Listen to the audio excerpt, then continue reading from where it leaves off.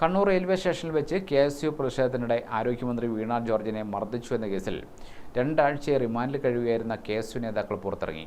MC Atul, Akshay, ബിദുൽ ബാലൻ, Ahmed Yasin, CH Mubas എന്നിവരാണ് jail മോചിതരായത്.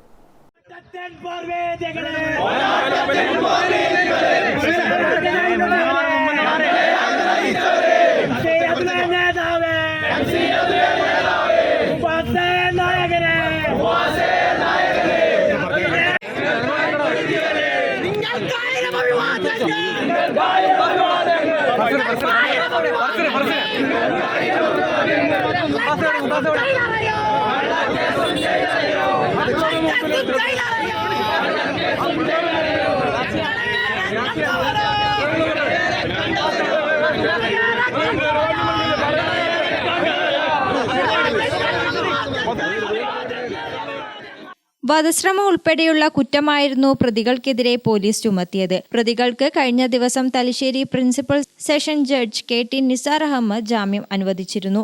വെള്ളിയാഴ്ച വൈകുന്നേരം കണ്ണൂർ സബ് ജയിലിൽ നിന്ന് പുറത്തിറങ്ങിയ KSU നേതാക്കളെ DCC president advocate Martin George, mayor advocate P. Indira, KSU സംസ്ഥാന വൈസ് പ്രസിഡന്റ് മുഹമ്മദ് ഷമ്മാസ് തുടങ്ങിയവരുടെ നേതൃത്വത്തിൽ സ്വീകരിച്ചു.